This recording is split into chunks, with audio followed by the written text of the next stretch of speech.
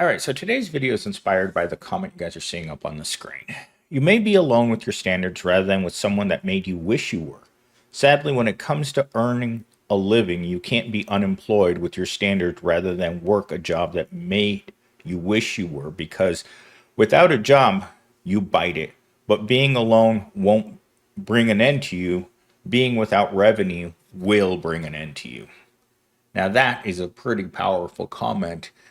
And I thought it was worthy of making an entire video on this because every once in a while you have to stop, think back to why you're going to a job that makes you miserable.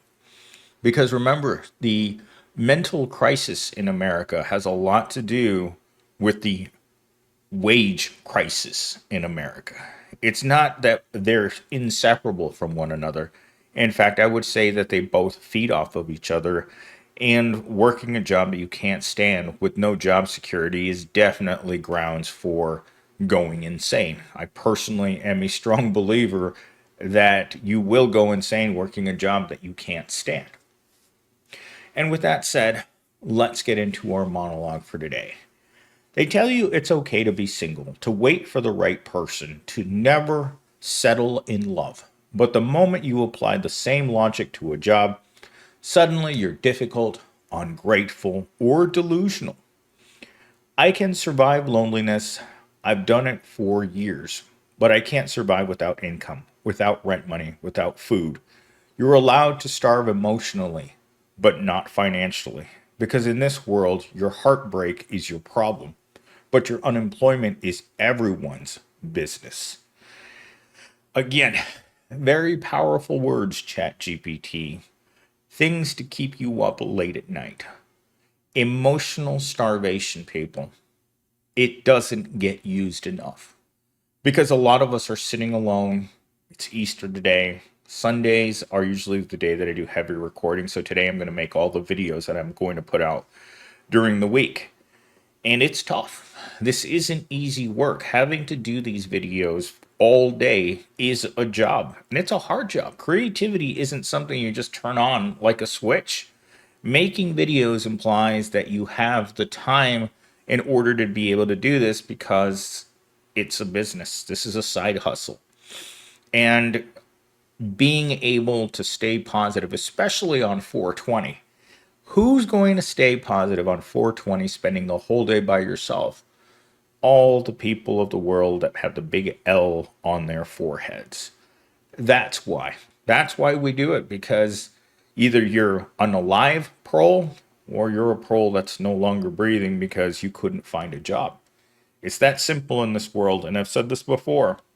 There's a good possibility that there are tens of millions of proles out there that will never be able to find a job. And there's one reason for that, is that sometimes, and this happens a lot in the tech field, is that you're so strange. Your autism is so high, your personality is so crappy that no one wants to hire you. You'll go to job interview after job interview, and people will meet you in the job interview and say, no, I don't want to work with this guy because you're not compatible. There are people that are compatible in a lot of different roles: HR, accounting, purchasing, property control, academics, whatever it is. You're going to go into the field in which you can find like-minded people. But if you're one of those people like myself, finding work becomes nearly impossible. Every job that I've applied to in the last 10 years, I've left my education off my resume because if I leave that education on my resume, they're going to look at it and ask me the same question that I get asked in every interview. Why do you want to work here? You're obviously overqualified. I don't want to have that weird discussion. In fact, even when I leave my education off my resume, I get this question all of the time. We think you would be bored here, which is a cop out for we don't want your kind here. And with that said, let's get into talking point number one. Society encourages high standards in love, but demands submission in labor. Oh my gosh, I'm getting a picture of a dominatrix working in a basement in Phoenix. I was at the salon one time and one of the owners said to me, it's like, a girl came in yesterday that works in a business. She looked like plain Jane, regular Susie Rottencrotch, but she makes hundreds of dollars working as a dominatrix. And I thought, gosh, isn't it good to not have a Wiener Schnitzel? Let me get into the rest of this talking point before I go off on a tangent. You're allowed to reject partners who don't meet your needs, but try rejecting a job that underpays and overworks you and suddenly you're entitled. In relationships, you're celebrated for knowing your worth. In work, you're punished for remembering it. Ouch. You're punished for remembering it. That's the takeaway from this entire video. You are punished for remembering it. When your boss thinks of you, he thinks of you, Johnny Sixpack, coming into work after being out all night with Susie Rottencrotch, waking up, showing up at work, red eyes from not getting enough sleep and drinking too much. And you show up and your boss looks at you and he thinks you're the biggest piece of trash that's ever walked through that door. And he's not going to sugarcoat it. He's blunt. Like I had a boss one time who came when I came in once, and this was about 10 years. He goes like, man, he walks up to me, punches me in the chest, like, dude, you look like you've been dragged through the street. And I'm like, I don't care. We have educational videos that we're supposed to watch as part of the indoctrination program at my current job that shows Susie Rottencrotch coming into work in high heels and falling down the stairs because she's had one too many and was out partying all night. And they don't want workers who come in like that. To them, if you show up at work not in the correct mental state, they they want to be able to send you home. They want workers who go home. They don't go to sleep. Evil Corp doesn't want workers that go home and sleep and are enjoying their lives. They want workers who go home and just charge down, right? You don't go to sleep. You just charge down and wait to be used again. They want you to go home completely emotionless. They don't want your personality problems. They don't want your mental health problems at work. They don't want your substances at work. They don't want any part of the part of you that's not there to be purely exploited. They don't want their workers. In fact, I was working at another company who would test their workers. They would test you for 8 hours prior to you being at work. If they found anything in your system that shouldn't be there, it was a termination on the spot. And this is a way so that the drivers couldn't say that they were discriminating against them specifically. But we all knew that it was for the drivers. This was a shipping company. And a large part of their business was making certain that safety was a top priority. But I worked in their corporate office, which meant that they had to show some amount of fairness, which we all knew wasn't true, but a lot of corporate life is corporate theater. You have to say one thing and it means something completely different. In fact, I think it was Thursday or Friday. I don't get to go to any of these events because I'm too busy, but they'll have these meetings with the whole company over Zoom, and you'll have to sit there and watch the executives talk about all these rosy things and how the corporation is growing and all of these good things are happening. You look at your paycheck the same day. You look down at your paycheck and you look at the number on your paycheck, and then you look at the person talking on the screen and you wonder, what world are they living in which this is enough to keep my mental health well? When I look at my paycheck every other Friday morning, I think this is what's causing the mental health crisis in America. I need to have higher standards for this paycheck. On a scale from 1 to 10, 1 being barely human and 10 being a Victoria's Secret model, my paycheck gets an absolute 0 every 2 weeks. You look at that and you're like, I can't be in a relationship with this. I just can't. This isn't enough for anything. I'm disappointed. I'm discouraged. I'm demoralized. The pay these days is sickening. Talking point number 2.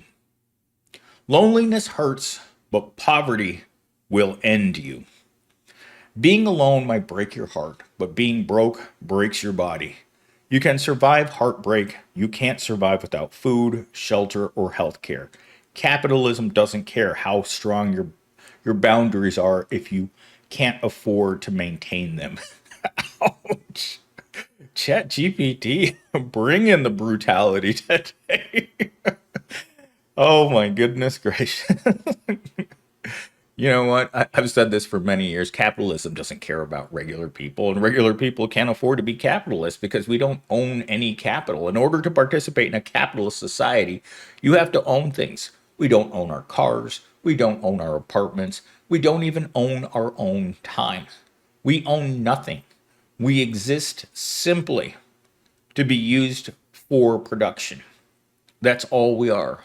And in a society as wicked as this one, they're always looking for another way of getting rid of the proletariat. Automation is coming for every single job in America. And the few jobs that are left over are going to be highly skilled and highly sought after. Because we live in a world where everyone tries to gravitate towards a life that will provide comfort. That comfort doesn't exist for the proletariat, and it hasn't existed in a long time.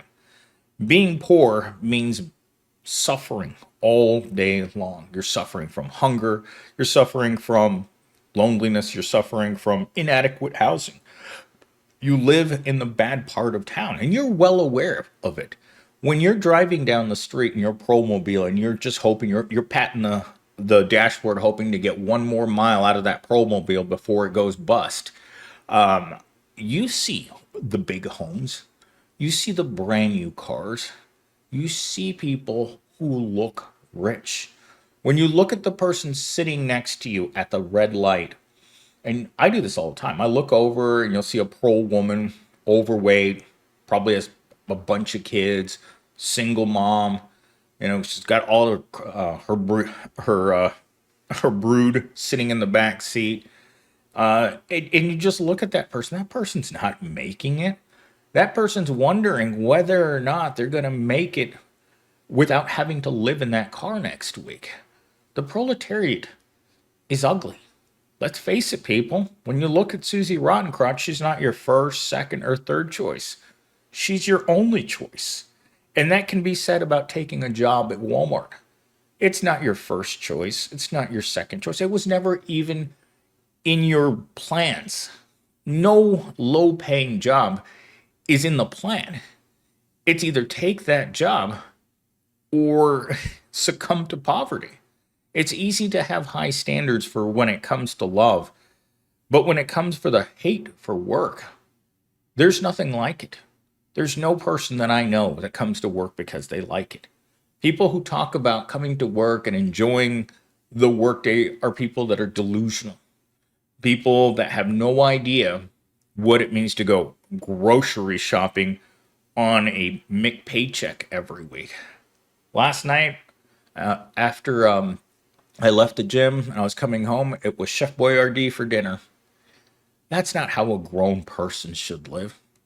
I shouldn't have to come home and eat my dinner if I'm going to eat anything at all out of a can with a cartoon chef. That to me is the ultimate betrayal of working 40 hours a week, spending all week at Evil Corp, making more and more money for them when you have to come home and eat Chef Lonely Heart soup for dinner. If you guys didn't catch that reference, if you did catch that reference, please put it down in the comments for me, okay? All right, talking point number 3. Jobs are treated as life or death, but offer no real life. Ouch. I am so glad I don't read through these talking points before because I'm just as surprised as you are when they come out and they're vicious. We're forced to settle for jobs that drain us just to keep living.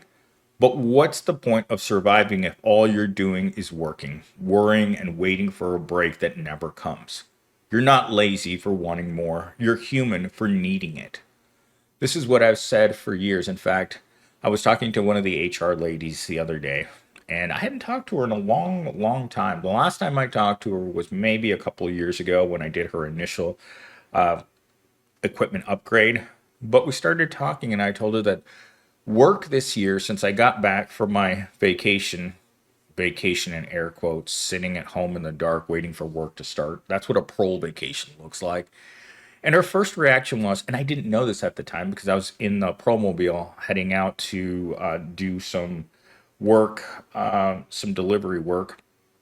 And when I said to her, work has been crazy busy since January, her first reaction to that was, where did you go?